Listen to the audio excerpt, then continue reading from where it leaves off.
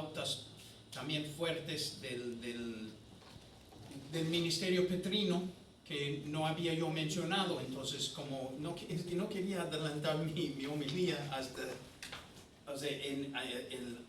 hasta darla. Y luego ya habiendo dado la homilía, ya podemos profundizar un poco más en este tema aquí, en esta sede. Y entonces, parte de lo que vimos o lo que escuchamos son estas lecturas en los Hechos de los Apóstoles, ¿correcto? Y estamos ya el domingo leímos del capítulo 15 de los Hechos de los Apóstoles. Y en ese capítulo, literal, tenemos lo que llamaríamos el concilio de Jerusalén, que sería el primer concilio, aunque hay muchos que podrían argumentar que todavía no era concilio, porque no sé, y no sé por qué no, porque si ya estaba Pedro, ya estaban los apóstoles, nada más porque están los apóstoles, ¿no puede ser un concilio? Como que con más razón sería concilio. Si después el Papa reunido con los obispos es un concilio, pues el primer Papa reunido con los primeros obispos no podría ser concilio. Entonces yo afirmo, yo personalmente me gusta afirmarlo como concilio de Jerusalén. Entonces estamos hablando del capítulo 15 de Hechos de los Apóstoles, ¿de acuerdo? Y empieza tal cual, desde un asunto, fíjense, en un inicio yo dije, en un evento que sucedió en Antioquía y luego suscitó de nuevo en Jerusalén. Y sin embargo, si lo leemos bien, es algo que inició en Jerusalén las dos veces. No es un asunto de Antioquía que luego se trasladó a Jerusalén, sino es un asunto de Jerusalén que también brotó allá. Y me explico, porque dice, bajaron algunos de Judea y enseñaban a los hermanos. Bajaron algunos, es decir, ¿por qué dicen bajaron? Es que los que han ido allí, Jerusalén está en un altiplano, está arriba, entre las montañas, entre altiplano. Y Antioquía está es más bien llano.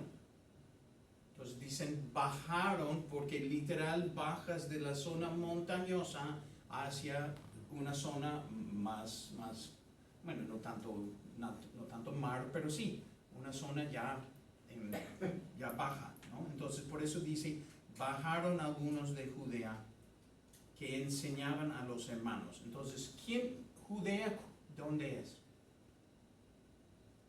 Judea, o sea, Jerusalén está ¿dónde? En Judea. Okay, entonces eso es Israel y alrededor de allí es Judea. Entonces bajaron de ahí, es decir, gente de Jerusalén llegaron a Antioquía. Cristianos, miembros de la iglesia, llegaron de Judea hacia Antioquía y estaban enseñando. Y dice, ¿y estaban enseñando qué? Si no os circuncidáis conforme a la costumbre mosaica, no podéis salvaros. Entonces realmente, ¿ves? Es una situación que viene de Judea y llegó a Antioquía por estos miembros de la iglesia de Judea, de Jerusalén, que habían ido a Antioquía. Okay, entonces toda esta situación de la circuncisión, yo en un momento pensaba, es un problema que brotó en Antioquía y luego llegó a Jerusalén. Nació en Jerusalén y les brotó allá. Y eso es donde se preocuparon, porque Pablo y Bernabé dijeron, no, así no es. Entonces,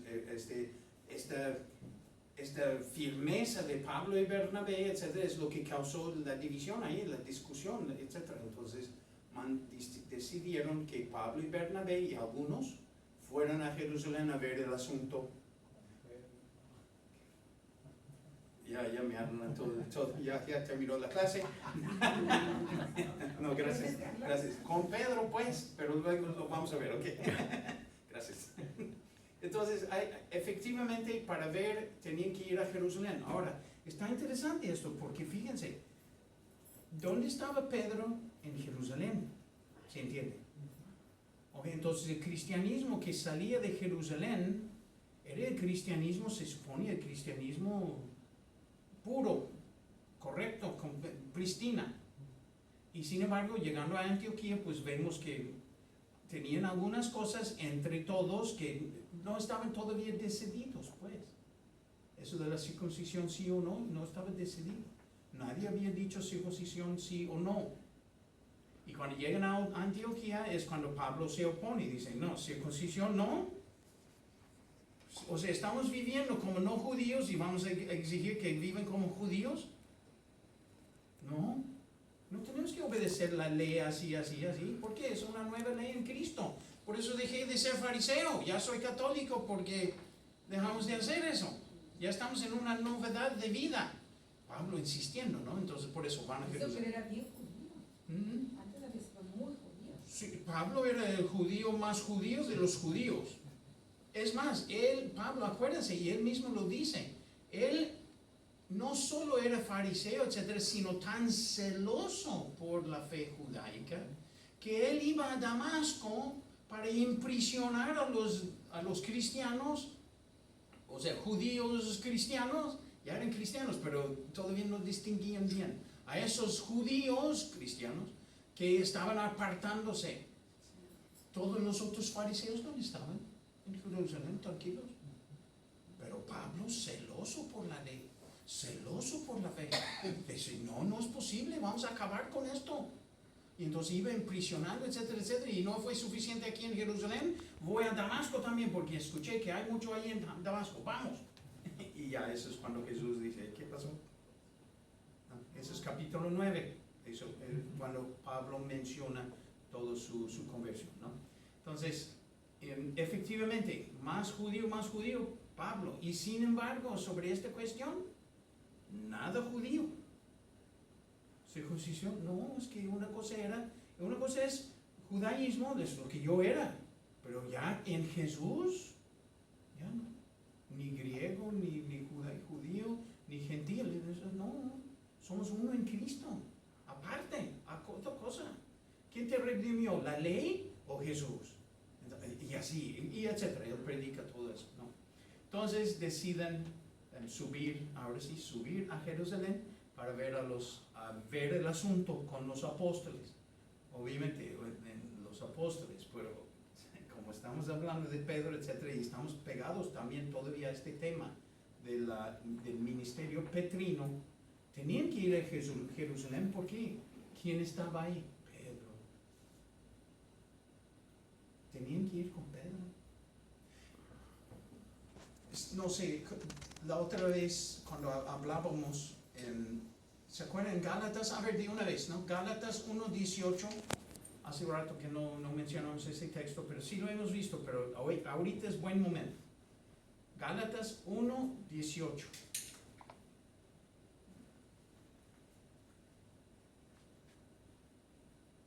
A ver si alguien así, los dedos rápidos, venga. Luego, pasados 3 años, subí a Jerusalén para conocer a Cefas, a cuyo lado permanecí 15 días. Ok, please. Luego fui para conocer a Cefas. Él fue a Jerusalén para conocer a Pedro. Y luego en otro texto, bueno, ya lo habíamos visto, ¿no? Cuando hablamos de que para ver si, inspirado por una visión, es más tarde creo que en la misma carta de las Gálatas, dice, inspirado por una visión, volví a Jerusalén para ver si yo había corrido en vano o no. Fue a los 14 años o algo así, dice, volví a Jerusalén para ver de nuevo a Pedro, para ver si yo había corrido o no en vano. Y se dieron la mano y todo eso, mostrando que no, pues si Pablo, estabas bien. Okay, si encuentras eso, es más tarde en el mismo, sí, ya lo encontraste más tarde en el mismo Gálatas, ¿no? Capítulo 2 en este caso, creo. No. Bueno, si lo encuentran, lo reafirmamos así con toda claridad, ¿no? El punto era más bien ahorita en Jerusalén. Entonces, estoy insistiendo en lo de Pedro en Jerusalén, porque sí lo vemos después varias veces en Pablo, pero lo vemos aquí, desde luego, todos. Es más, todos los de Antioquía dijeron, no, pues entonces tenemos que mandar una delegación. ¿A dónde mandamos delegación para ver este asunto? ¿Dónde está Pedro? Jerusalén. Lo decidieron y lo hicieron. ¿Para qué? Para efectivamente ver y tener toda la seguridad de lo que están diciendo, ¿no? ¿Ya lo encontraron? No, dejaron de buscar. Okay. ¿Qué es lo que buscamos? Después, para ver si corrido en vano. Es el 21. 21. Dice, no desecho el don de Dios. ¿Pero qué 21? Ah, es... ¿Gálatas? Ajá, Gálatas, capítulo 2, 21. 2. Y dice, ahí ya se me perdió. No desecho el don de Dios, pues si por la ley se obtiene la justicia, en vano murió Cristo. ¿No? No sé. No, donde él dice, donde volvió a Jerusalén para ver a Pedro, para ver si había corrido en vano.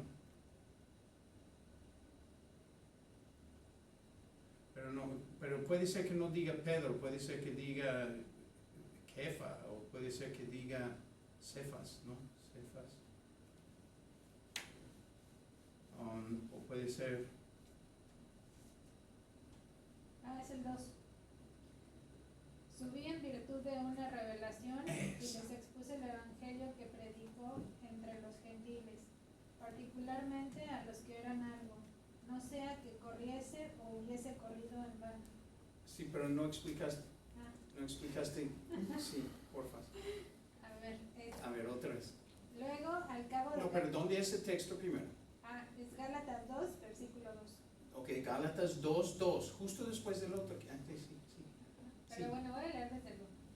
Luego, al cabo de 14 años, subí otra vez a Jerusalén, acompañado de Bernabé y llevando conmigo a Tito. Subí en virtud de una revelación y les expuse el evangelio que predico entre los gentiles, particularmente a los que eran algo, no sea que corriese o hubiese corrido en vano. Y fíjense, además de que decidí, Pablo, decidí ir. No, yo decidí por una revelación. Es decir, esto viene desde Dios, según Pablo mismo, que es nuestro evangelizador, así por excelencia, el gran evangelizador de aquel entonces. Él mismo dice que Dios mismo quiso que él regresara a Jerusalén después de 14 años para ver si había corrido o no en vano. ¿Por qué ir a Jerusalén? Para ver a los que son. ¿Quiénes son? Pedro. Para ver a Pedro y ver si él haya habido corrido en vano o no. Movido por una revelación. Entonces según Pablo, era la voluntad de Dios que él checara con Pedro la doctrina, etcétera, que él había estado desarrollando durante 14 años. No sé si nos dice algo del primado de Pedro, del ministerio petrino, de confirma a tus hermanos, de que Pedro es el foco de unidad de la iglesia y él es de donde se puede o no determinar cómo andamos, si hemos corrido en vano o si vamos por el camino correcto. ¿Quién lleva ese camino? ¿Quién lleva esa pauta? Todos nuestros hermanos separados dirían Jesús. Y la Biblia y Pablo y la Biblia misma dice Pedro. Ahora, obviamente Pedro, ¿por qué? Por Jesús. Amén. Sí, amor. Bueno, ok, y lo digo para tampoco escandalizarse ellos. Sí estamos diciendo que sí, el centro es Jesús. Amén. Pero ¿cómo sabemos si le atinamos o no a Jesús? Si estás con Pedro, atinaste a Jesús. Si no estás con Pedro, por más que le cuenteas, puedes cuentear lo que quieras, pero estarías corriendo en vano.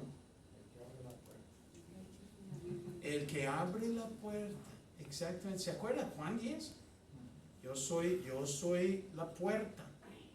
Yo soy el buen pastor. El que cuida la puerta abre al pastor. Jesús dice que Él es el pastor, pero Él nunca dice que Él es Él dice que Él es la puerta, pero nunca dice que Él, Jesús, es el que abre la puerta. El que cuida la puerta es otro. Nunca se había identificado Jesús con ese personaje. Por lo tanto, ¿quién es? Pues a quien le dio las llaves. Para abrir la puerta necesitas las llaves. Hasta el día de hoy. Y Pedro tenía las llaves. Okay, entonces creo que ya hemos podido cerrar un poquito ese argumento. Si había quedado abierto, pues ya espero que ya se logró dar la vuelta. O sea, ya hemos logrado terminar de cerrar el círculo de este punto. Ahora, pero vamos a terminar entonces el cuento, porque el círculo ya está cerrado, pero vamos a ver cómo se desarrolló para que lo viéramos también claro, incluso para hoy. Pedro hoy, de hecho es el 267º sucesor, ¿no? 267, si no me equivoco, así se dice. Okay. Y muchos dicen León 14, no, León 14. No, Leo the 14th. Se dice León 14, ¿no? Yo digo León 14 porque es el 14. Yo tengo entendido que los primeros 10 sí se decía Los primero, números, segundo, no, tercero, esos son la después. flojera de la gente de hoy que no quieren decir 50 también. Dicen el aniversario 50. Es el 50º aniversario. Por más que quieres decir el 50, no seamos flojos. Bueno, esa es mi opinión. Benedicto no era Benedicto XVI, era Benedicto XVI. En inglés lo tenemos clarísimo. Benedict the 16th. John the 23rd. No, not John 23. Juan 23. No, Juan 23. Juan Pablo II. No, es que es a partir de 10. ¿Y dónde salió esa regla? Pues no lo sé, yo lo había Por oído. eso, están tratando de imponernos modos flojos. Bueno, pero eso soy yo. Eso es mi modo. Yo lo correcto es correcto, aunque te dé flojera. Sí, para mí es 14. Es que no se dice, bueno, yo sí lo dije. Y lo voy a seguir diciendo, porque es el 14, no es 14. León 14. Es que no me cabe en mi mente. Leo 14. No, the ¿Y a 14th. Benedicto cómo le decía Benedicto 16? 16th. Esos es números ordinales, va en orden. Entonces, first, second, third, fourth, fifth, ¿no? Así. 16th, 17th, 18th, 19th, 20th, ¿no? 20º, no 20. ¿No? Juan 20, Juan 23, Juan 20, 23, no, Juan 23. Bueno, eso soy yo. Es San, y ahora San también. Y esto ya quedó grabado, bueno, me van a llover porque me llueva. Yo prefiero ser correcto. Ahora, es que esto también es correcto. Ok, sí. Están dando concesiones para que hacer correcto lo que es la flojera nuestra de decir las cosas. No hay por qué romper con el lenguaje nada más por flojera mental. No, bueno, para mí eso no tiene su excusa. Es por igual, presidenta, eso no existe. Presidente, la presidente, el presidente. Y lo voy a seguir diciendo correcto, porque es correcto. Es que ya se puede, sí, ya se puede decir lo que quieras, pero no significa que está correcto, o que es lo más propio. Y el lenguaje, es que para mí el lenguaje sí es importante. Porque si no es importante lo que digo, la verdad no es importante. Y si la verdad no es importante, entonces ¿qué hago yo aquí? Si no tiene sentido. Entonces a mí sí tiene sentido. Entonces por eso yo insisto. Y bueno, si me van a castigar, pues que me lo digan. De una vez.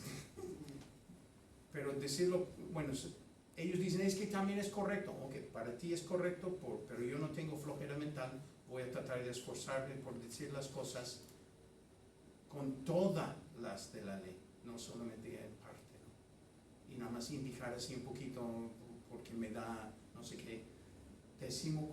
Para mí no es problema. Ok, otra discusión.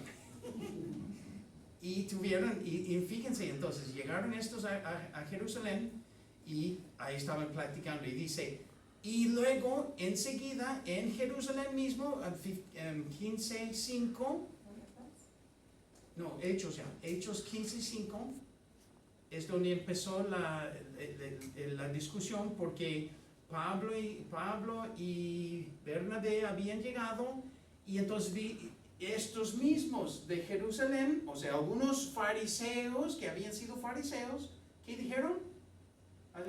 Versículo 5. Es preciso. Pero se levantaron algunos de la secta de los fariseos que habían creído, los cuales decían, es preciso que se circunciden y mandarles guardar la ley de Moisés. ¿Vio? La problemática que salió de Jerusalén llegó hasta Antioquía, estaba todavía en Jerusalén. Ya estaban los fariseos, dice que habían creído, es decir, ya habían sido fariseos como Pablo, pero ya eran cristianos. Pero con esa idea de que hay que circuncidar. Esta idea salió desde ahí. Apenas llegaron Pablo y Bernabé y esto, ¿no? Entonces, justo lo que les había traído, les brotó ahí. Bueno, brotó por fin ahí, porque de ahí había brotado en Antioquía. Y entonces decidieron reunirse, y se reunieron los apóstoles y los presbíteros, ¿no? Y dice, después de una larga discusión, ¿qué es una larga discusión? Pues no fue en un día. Entonces estuvieron varios días en concilio, hablando, discutiendo. Y entonces ya, cuando el versículo 7, bueno, sería de 7 a 11, habló Pedro. Y Pedro les empezó a explicar las diferentes cosas y cómo es que él descubrió que efectivamente esto está para todos y que el Espíritu Santo descendió sobre Cornelio y todo allí donde él había estado predicando, o sea, donde fue a predicar y todo. Y él dice, pues ¿qué es lo que les va a pedir el bautismo a los que recibieron el Espíritu Santo igual que nosotros? Él comentó eso que le había sucedido a él. Entonces todos ya callaron y escucharon la cuestión antioquina, es decir, Pablo y Bernabé comentando todo lo que había sucedido en Antioquía. De hecho, eso es donde la primera vez que nos llamamos cristianos, en Antioquía. Entonces sí era una de las iglesias fuertes, fundacionales, pues. Y Pablo y Bernabé explicando todo. Y luego entonces habla, y esto es donde el punto donde quería yo llegar. Habla Santiago. Santiago, no olvidemos, Santiago era el obispo de Jerusalén. ¿Okay? Era la autoridad de la iglesia particular que estaba ahí. Entonces, o sea, Pedro era el encargado de todos, pero el encargado de este local era Santiago. Pedro ya había hablado y luego dice, ¿qué dice Santiago, el apóstol, en ese momento? Desde, versículo 12. 14. Dice, hermanos, oídme. Simón nos ha dicho de qué modo Dios por primera vez eligió tomar de entre los gentiles un pueblo consagrado a su nombre. Ok, ya se fijaron. Él ya cita a Pedro. Ok, hermanos, ok, ya. Esta larga discusión que hemos tenido y que ya habló Pedro, ya ahora también ha hablado Pablo y Bernabé de Antioquía, etcétera, etcétera. Hermanos, Simeón nos ha dicho, por lo tanto yo sugiero, ¿a raíz de qué sugiere? Pues según sus mismas palabras, Pedro ya nos habló.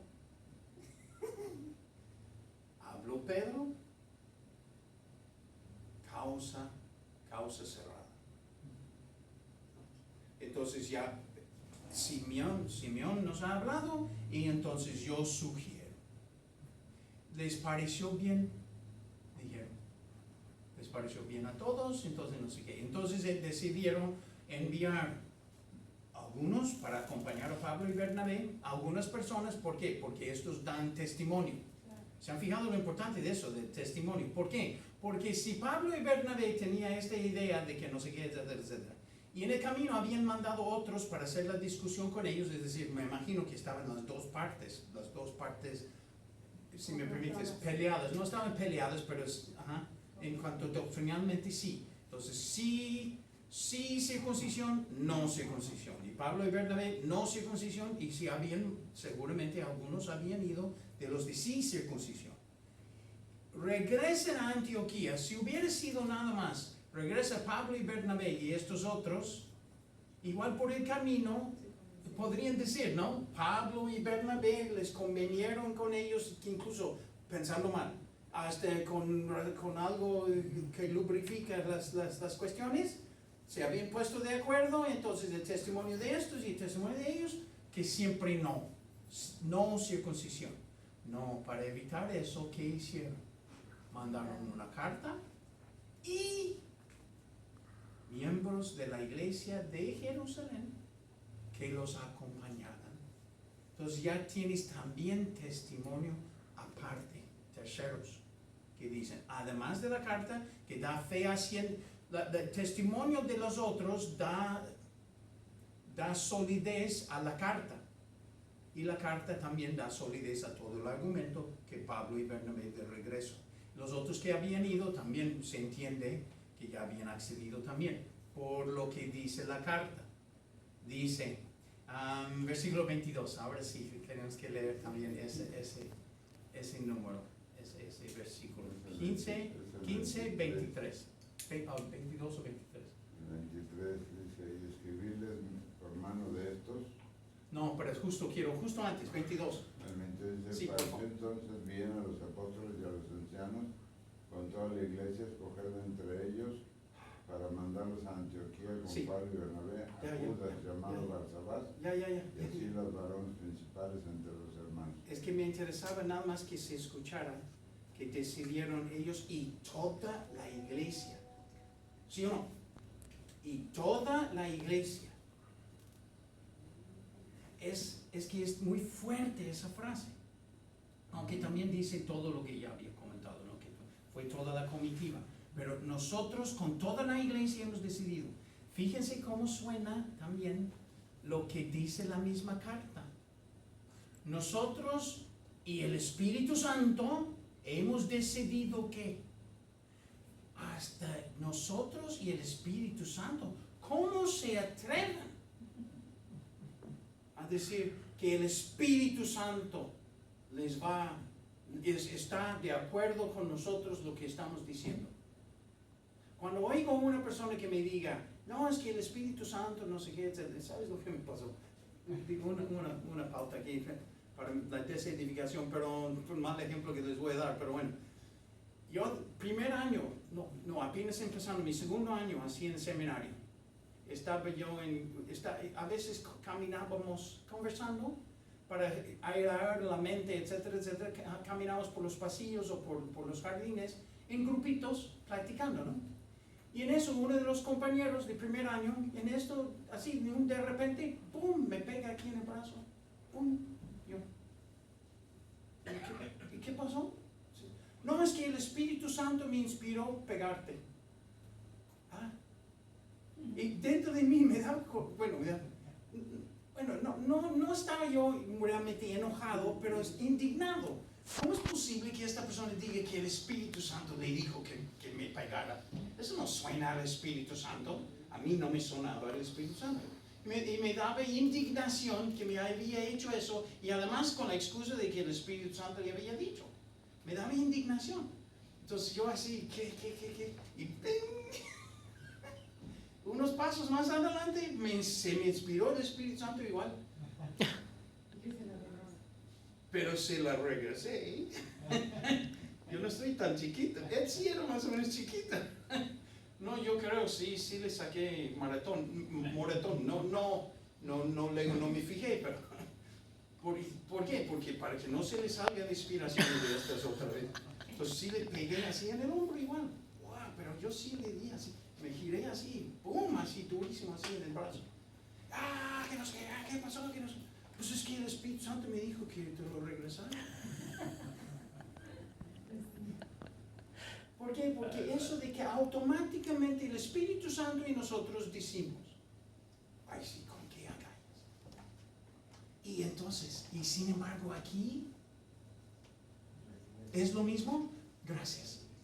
No, no es nada más el Espíritu Santo porque digo yo que fue el Espíritu Santo. Es la iglesia que nos manda. La iglesia los mandó. Entonces, si la iglesia nos está mandando, es porque el Espíritu Santo sí. Y nosotros y el Espíritu Santo, sí, efectivamente, así, así, así. ¿Cómo sabemos? Porque es la iglesia. Ya no es nada más el Espíritu Santo porque el Espíritu Santo. Suena un poco presunción, ¿no? En este caso no. Si la iglesia lo indicó, entonces ya tenemos una base, otra vez, ¿ves? Verídica, asentada, comprobable. ¿Ves? No somos nada más una mitología, somos una religión. Bueno, la religión, fundada en hechos históricos, comprobables, con fechas, nombres, personajes concretos, insertado en un momento histórico, incluso entre los gobiernos, en el año 15 del Tiberio César, que no sé qué, o sea, hasta indican realidades circuncidantes, que ubica perfectamente bien en el tiempo y lugar estos hechos. Entonces no es nada más una mitología cualquiera, no, es algo asentada en verdades, eventos comprobables. Y esa es nuestra iglesia. Y esta es la fe que tenemos. Y esto es, por así decir, de estos fundamentos que nosotros gozamos para vivir estas realidades y darnos cuenta que efectivamente eso no es nada más elucubraciones de quién sabe quién, cuándo, sino que sí es todo un bagaje, una doctrina, una cultura, una obra de Dios que se ha establecido históricamente y se ha podido ir llevando a lo largo de los siglos y hasta comprobable con los nombres de esos 267 sucesores de Pedro. Y entonces sí estamos bien fundamentados y entonces en este año jubilar, nuestra esperanza está bien fundamentada, obviamente en la fe, amén, gracias a Dios. Sí, San Pablo, ¿no? 2 Timoteo 1:12. 2 Timoteo 1:12. Eso, vamos a hacernos más rápidos así bien con la Biblia, ¿verdad? 2 Timoteo 1:12. 2 Timoteo 1:12, sí. Por esta causa sufro, pero no me avergüenzo, porque sé a quien me he confiado y estoy seguro de que puede guardar mi depósito para aquel día. Ok, Entonces 2 sería 2 Timoteo 1:12b. Dice ya, y estoy seguro de que puede guardar mi depósito Sé, para exacto, aquel día. sé en quien he creído y estoy seguro.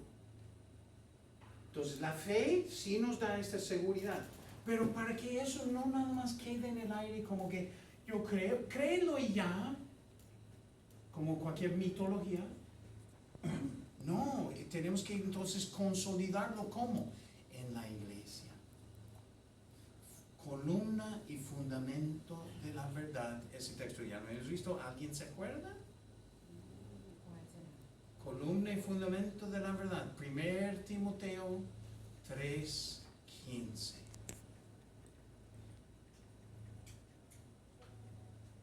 Por citarlo, ¿no? 3:15b. sepan. La frase columna y fundamento de la Sí, verdad. justito antes. Ya.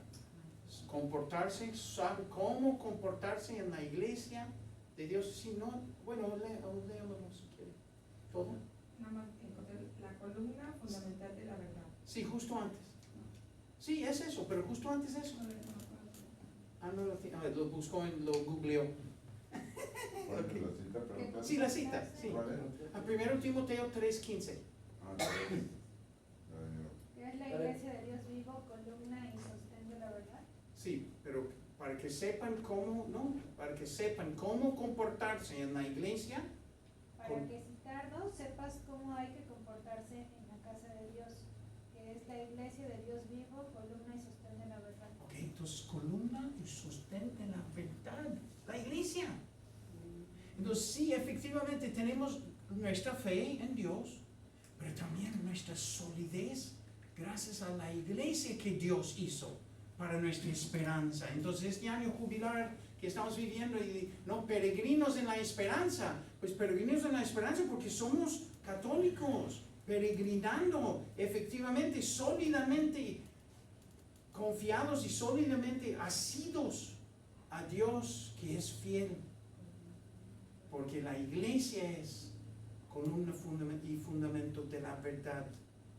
Y entonces, ¿y dónde está la iglesia? San Agustín, ubi Petrus ibi ecclesia. ¿Dónde está Pedro? Ahí está la iglesia. Y efectivamente, y eso es lo que estamos viendo. Por eso el ministerio petrino que hemos estado insistiendo en estos últimos 3 semanas. Porque si logramos de veras establecer efectivamente, como espero ya lo hemos hecho, consolidar esta idea de Pedro y su ministerio como foco de la unidad de la iglesia, entonces la iglesia sí, y entonces ahora sí, la iglesia fundamenta todo cuanto. Porque nuestros hermanos, no nos olvidemos, los hermanos separados, ellos dicen la Biblia sí, solo la Biblia. Pero entonces esos años antes de que se escribió la Biblia, si la iglesia viene de la Biblia, no está conectada a Jesús. Porque es gracias a la iglesia que se escribió la Biblia. Bueno, el Nuevo Testamento, pues. Okay, entonces Jesús no dijo, lean mi libro. ¿Qué dijo? Síganme. Y Pedro, tú eres Pedro y sobre esta piedra edificaré mi iglesia. ¿Ves? Su interés era la iglesia, dicho por Jesús mismo. Por eso nos llamamos la iglesia, porque Él mismo dijo iglesia. Si no, nos llamaríamos ¿qué? Lo que Él quiere, pero Él dijo iglesia.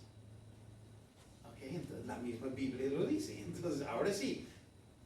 Ok, porque la iglesia es la que nos dejó la Biblia en el Nuevo Testamento, pues. Entonces es gracias a la iglesia que sabemos que la Biblia es algo. Y es gracias a Pedro que sabemos, o la experiencia de Pedro y la experiencia del ministerio petrino, que nosotros tenemos claro dónde está la iglesia. Y entonces ahora sí, eso de Gálatas, cuando Pablo dice, para ver si no he corrido en vano, cuando los hermanos también, la resurrección misma, cómo supieron que, sí, la experiencia de Emaús, pero incluso antes de huir de Emaús, ellos ya lo sabían porque Pedro, es verdad, ellos dicen, ellos mismos lo dicen, es verdad, Jesús ha resucitado, ha aparecido a Simón. Es decir, ellos todavía no lo habían visto y ya creían. ¿Cómo creían? Ellos mismos dicen, porque ha aparecido a Pedro. Y luego ya llega Jesús. Pero ya se fijaron, Jesús quiso que, bueno, yo veo, eso soy yo, pero creo que es una interpretación muy verosímil, porque Jesús perfectamente podría haber aparecido antes de que estos apóstoles hubieran salido hacia Emaús. Jesús perfectamente podría haber aparecido después de que ellos habían regresado de Emaús. Y, o sea, más después, o sea, ellos ya llegando, explicando todo y luego aparece Jesús. Pero ¿cómo fue? No, en el ínterin apareció a Pedro. ¿Para qué? Para que efectivamente se cumpla esto de la iglesia.